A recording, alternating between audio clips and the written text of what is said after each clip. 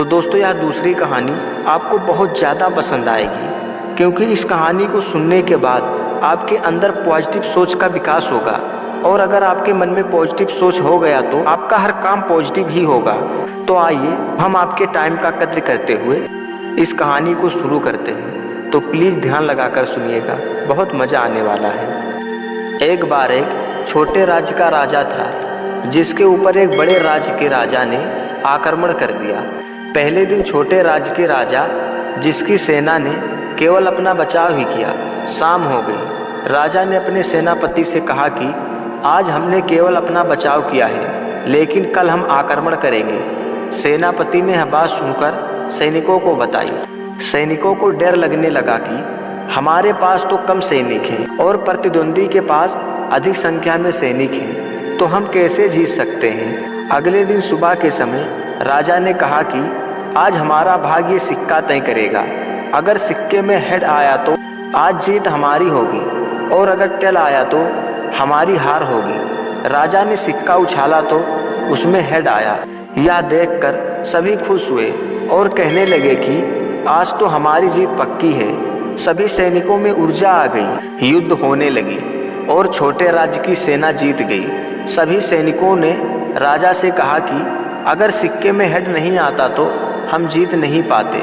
इतने में राजा सैनिकों को समझाने के लिए कि हमारी हार या जीत हमारी सोच पर निर्भर होती है, राजा ने वही सिक्का सभी सैनिकों को दिखाया तो सिक्के के दोनों तरफ हेड ही छपा था। राजा ने कहा, अगर हमें लड़ना है तो अपनी सोच से लड़ो, क्योंकि सोच से हार गए तो फिर आपके पास कितने ही अच्छे हथियार क्यों ना हो, वो आपको जीत नहीं दिला सकते। दोस्तों, इस छोटी सी कहानी से हमको सीखने को मिलता है कि हमारी हार और हमारी जीत हमेशा हमारे पॉजिटिव सोच पर निर्भर करती है। अगर हम पॉजिटिव सोचेंगे तो अपनी मंजिल को पाने के लिए ऊर्जा मिलती रहेगी, और अगर हम निगेटिव सोचेंगे तो हम अपनी मंजिल को कभी नहीं पा सकते, क्योंकि हमारे अंदर निगेटिव ऊर्जा भर जाएगी। तो इसलिए हमेशा आप पॉजिटिव सोचने की कोशिश करें।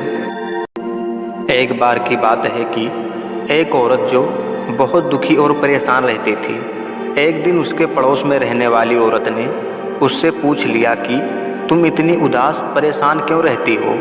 तो उस औरत ने बताया कि मेरे पति जो पहले मुझसे बहुत प्रेम करते थे, लेकिन कुछ दिनों से वे मुझ पर ज़्यादा गुस्सा करने लगे हैं। मुझसे ठीक से बातें भी नहीं करते। अब वे मुझसे बिल्कुल भी स्नेह नहीं करते हैं। ऐसा लगता है जैसे कि उन्हें मेरी कोई ज़रूरत ही नहीं। तो पड़ोसी होने के नाते उस औरत ने बताया कि पास के गांव में विश्व प्रसिद्ध गौतम बुद्ध रहते हैं। तुम उन्हें अपनी परेशानी बताओ, वे तुम्हारी समस्या का हल ज़रूर बताएंगे।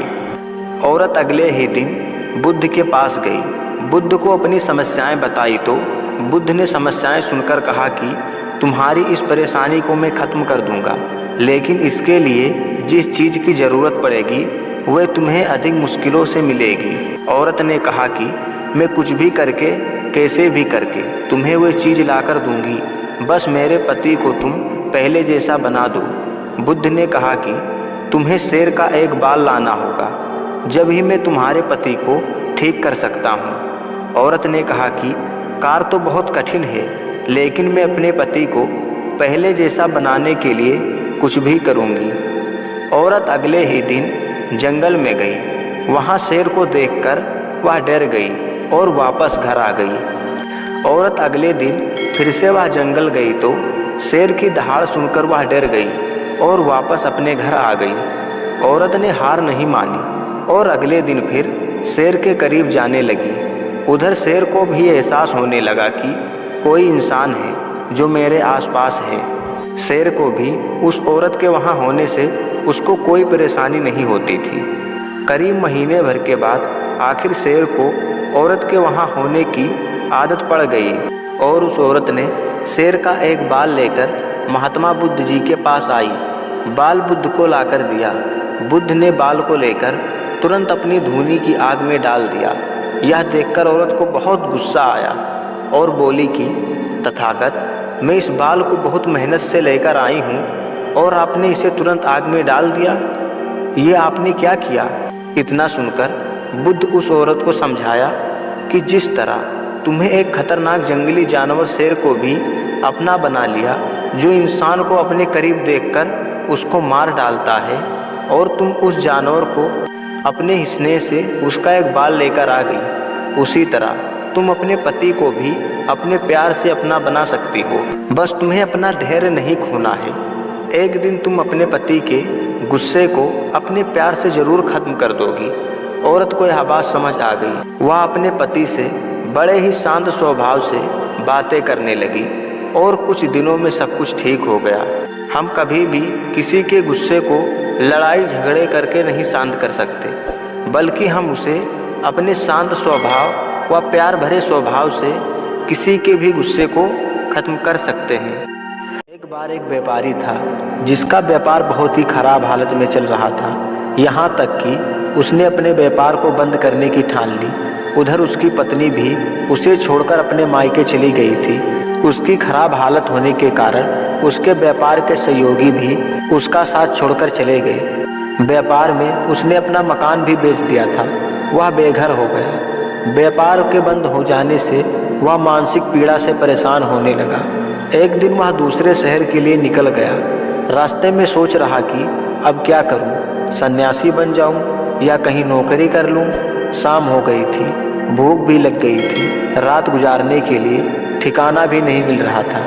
अंधेरे में वह रास्ते पर जा रहा था। इतने में उसे एक आदमी दीवार को तोड़ता हुआ नजर आया, तो उसने उस आदमी से कहा कि मुझे आपसे थोड़ी सी मदद चाहिए। मुझे एक रात गुजारनी है, मुझे अपने घर में सोने दो।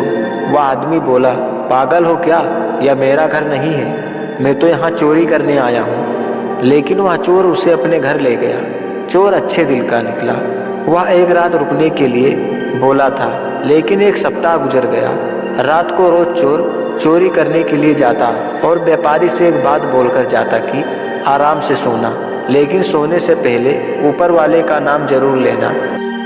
रोज चोर चोरी करके आता तो व्यापारी उससे पूछता कि आज क्या हाथ लगा। चोर का उत्तर यही होता कि कुछ नहीं, लेकिन कल जरूर कुछ अच्छा लगेगा। व्यापारी का पहला गुरु यही चोर ही था, जिसने सिखाया कि कुछ भी हो जाए लेकिन कभी हार नहीं माननी चाहिए, हमेशा पॉजिटिव सोच रखनी चाहिए। एक सप्ताह के बाद व्यापारी वहाँ से आगे चल दिया। आगे जाकर दोपहर में वह नदी के किनारे एक पेड़ की छाया में बैठ गया। वहाँ एक कुत्ता भी था जो बार बार नदी के पास जाता और वापस पेड़ के नीचे आकर बैठ जाता। कुत्ते को बहुत जोर से प्यास लगी थी, लेकिन वह पानी में अपनी परछाई देखकर डर जाता था और वापस आकर उसी पेड़ के नीचे बैठ जाता था। व्यापारी यह सब देख रहा था। एक बार कुत्ते ने हिम्मत करके नदी में छलांग मार दी और वह अपनी प्यास बुझाकर वहाँ से चला गया। व्यापारी का दूसरा गुरु यह कुत्ता ही था, जिसने सिखाया कि सफलता पाने के लिए अधिक ऊर्जा लगाकर छलांग मारने की ज़रूरत होती है। हम जब तक अपने काम को शुरू करने से डरेंगे तब तक हम डरते ही रहेंगे, लेकिन एक बार उसमें कूदकर उस काम को शुरू कर देंगे तो वह काम को हम आसानी से कर ले जाएंगे। यह सब सोचकर बिजनेसमैन आगे चल दिया। शाम हो गई थी। एक गांव से गुजर रहा था। रास्ते में एक बच्चा मोमबत्ती को जलाकर आगे जा रहा था। व्यापारी ने सोचा कि चलो बच्चे के साथ कुछ मस्ती कर लेते हैं, जिससे हमारा मन भी हल्का हो जाएगा। उसने बच्चे से पूछा कि बेटा एक बात बताओ, ये जो मोमबत्ती से उजाला हो रहा है ये कहाँ से आता है? बच्चे को बड़ा अजीब सवाल लगा। थोड़ी देर सोचने के बाद बच्चे ने मोमबत्ती को बुझा दिया और बोला कि जहाँ से आता था अब यह उजाला वहीं चला गया है। व्यापारी का तीसरा गुरु ये बच्चा ही था, जिसने सिखाया कि कभी भी अपने आप को सर्वबुद्धिमान मत समझो। हो सकता है कि सामने वाला आपसे अधिक बुद्धिमान हो, और कभी भी अपने आप पर घमंड नहीं करना चाहिए। व्यापारी के अंदर पॉजिटिविटी आ गई थी। वह दोबारा सकारात्मक सोच के साथ पूरी मन लगाकर अपने व्यापार को शुरू किया और देखते देखते वह एक बड़ा और सफल व्यापारी बन गया। तो दोस्तों, हमने यह कहानी से यह सीखा कि हमारे हालात चाहे जैसे हों, हमें अपने आप को उसमें संभाल के रखना है। हमें अपने काम के प्रति पूरी मन, ईमानदारी और पॉजिटिव सोच के साथ पर उसको करना है। दोस्तों, यह ज़िंदगी बड़ी उलझी हुई है। हमें पल पल इसमें सीखने की ज़रूरत है और अपने जीवन को सुगम व आसान बनाने की ज़रूरत है। तो हम आपको जीवन को सुखी और आसान बनाने के लिए ऐसी ही कहानी लेकर आते रहते हैं। तो अगर यह वीडियो थोड़ी सी भी पसंद आई हो तो प्लीज़ चैनल को सब्सक्राइब कर लीजिए। तो हम मिलते हैं अगली वीडियो में, तब तक के लिए हमें इजाज़त दीजिए।